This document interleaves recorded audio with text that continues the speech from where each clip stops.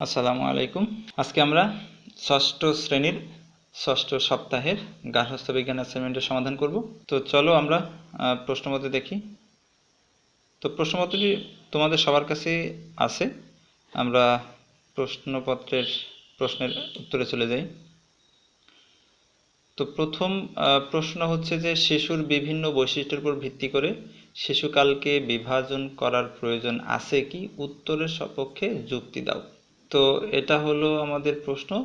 তো উত্তর দেখো, শিশুকালকে বিভাজন করা মানে হলো শিশুদের মধ্যেও বৈষম্য সৃষ্টি করা। এতে করে তাদের মস্তিষ্কে বিরূপ প্রভাব পড়ে। শিক্ষার সুযোগ লাভ করা শিশুর মৌলিক অধিকার। অধিকাংশ দেশেই সামাজিক দায়িত্বের অংশরূপে এবং অভিভাবকের দিক নির্দেশনায় কিংবা রাষ্ট্রের বাধ্যতামূলক শিক্ষানীতির আলোকে শিশুরা বিদ্যালয়ে গমন করে। এছাড়াও ক্ষুদে শিশুরা কিন্ডারগার্টেনের প্লে গ্রুপে আনন্দ ও খেলার ছলে শিক্ষা গ্রহণ করে। শৈশবকালীন প্রাথমিক শিক্ষাকে আলোকিত ও আনন্দময় করে তুলে। কিন্তু অনুন্নত দেশে বা পশ্চাদমুখী দেশে মাঝে মাঝে কিংবা প্রায়শই মাতা-পিতার সাথে শ্রম কার্যে অংশগ্রহণ করে অর্থ উপার্জনে জড়িয়ে পড়তে হয়। আমাদের দেশেও বিভিন্ন বৈশিষ্ট্যের শিশু রয়েছে, যাদের মধ্যে অটিস্টিক প্রতিবন্ধী শিশুরাও রয়েছে। তাই তাদের শিশুকালকে বৈষম্য না করে সবাইকে ভালো শিক্ষায় গড়ে তুলতে হবে, যাতে করে দেশের কোনো শিশুর বৈশিষ্ট্যগত দিক ফুটে না ওঠে। তবে বয়স অনুযায়ী শিশুদেরকে বিভাজন করা যেতে পারে, এতে কোনো বিরূপ প্রভাব দেখা দিবে না।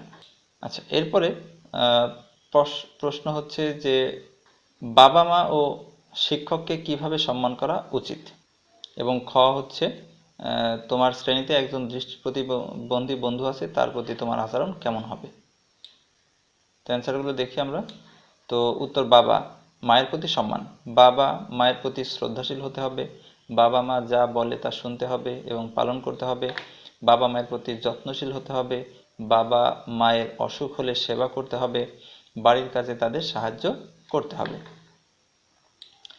এরপর আছে শিক্ষকের প্রতি সম্মান। শিক্ষকের প্রতি অনুগত থাকতে হবে। শিক্ষক কোনো আদেশ দিলে তা পালন করতে হবে। বিদ্যালয়ের বাড়ির কাজ শিক্ষককে সঠিক সময়ে বুঝিয়ে দিতে হবে।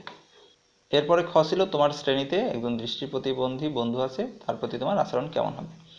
তো আমাদের প্রাত্যহিক জীবনে বিভিন্ন বৈশিষ্ট্যের শিশু রয়েছে, তাদের মধ্যে অনেকে অটিস্টিক, প্রতিবন্ধী ইত্যাদি। তাদের প্রতি আমাদের সৌহার্দ্যপূর্ণ আচরণ করতে হবে, যাতে তারা আমাদেরকে ভিন্ন চোখে না দেখে, এবং তাদের আচার আচরণে আমাদের সহানুভূতি দেখাতে হবে, যাতে করে তারা বুঝতে পারে তারাও আমাদের মতোই স্বাভাবিক জীবনযাপন করছে। নিচে প্রতিবন্ধীদের প্রতি আমাদের আচরণ কেমন হবে তা দেয়া হলো। প্রতিবন্ধীদের প্রতি অসদাচরণ, উপহাস, ঠাট্টা তামাশা করা যাবে না। তাদেরকে সবসময় হাসি খুশি রাখতে হবে। তাদের পছন্দের জিনিসপত্র উপহার দিতে হবে। পছন্দের খেলনাপত্র নিয়ে তাদের সাথে খেলা করতে হবে।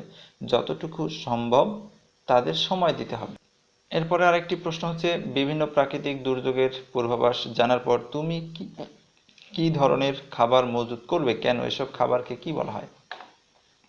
তো বিভিন্ন প্রাকৃতিক দুর্যোগের পূর্বাভাস জানার পর আমি পানি, মুড়ি, পাউরুটি, বিস্কিট ইত্যাদি শুকনা জাতীয় খাবার মজুত রাখবো, যাতে বন্যার কোনো সম্ভাবনা থাকলে দূষিত পানি পান না করে বিশুদ্ধ পানি পান করা যায়, এবং বন্যায় কবলিত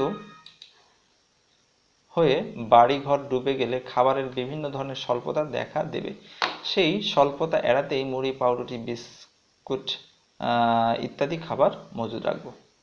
এরপর দেখো, শীতের শেষে শীতকালীন পোশাকের যত্ন কিভাবে নিবে বুঝিয়ে লিখো। তো শীতকাল শেষ হলেই শীতকালকে বিদায় জানানোর পালা। শীতকাল আসলেই বিভিন্ন ধরনের শীত পোশাকের সম্ভার নিয়ে যেমন দোকানিরা সাজিয়ে বসে, তেমনি আমাদেরও হাজার রকমের পোশাক নিয়ে এক্সপেরিমেন্ট চলতেই থাকে। কিন্তু এবার শীতের শেষে পোশাকগুলি যথাস্থানে তোলার সময় চলে এসেছে, কারণ একবার ব্যবহারের পর তা পরিষ্কার করা কিংবা কাচাও সম্ভব হয় না।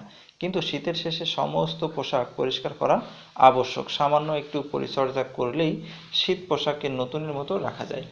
শীতকালীন পোশাককে ভালো রাখার সহজ কিছু পদ্ধতি উপায় রইল, নিচে দেওয়া হলো। ক্লাব সোডা দিয়ে সোয়েটার বা কম্বল ভালোভাবে পরিষ্কার করা যায়। ভালোভাবে ঝাঁকিয়ে কাপড় বা পোশাক পরিষ্কার করা যায়। ঠান্ডা জল দিয়ে পরিষ্কার করলে পোশাক ভালো পরিষ্কার হয়। নিম পাতা দিয়ে কাপড় ধোয়া, খোলা হাওয়াতে রাখা ইত্যাদি। তো এই ছিল আজকের গার্হস্থ্যের অ্যাসাইনমেন্টের সমাধান। আশা করি তোমরা সবাই বুঝতে পারছো। আর আমাদের এই ক্লাসটি যদি ভালো লেগে থাকে তোমরা আমাদের এই চ্যানেলটিকে সাবস্ক্রাইব করবে। আজকের মতো এতটুকুই। আল্লাহ হাফিজ।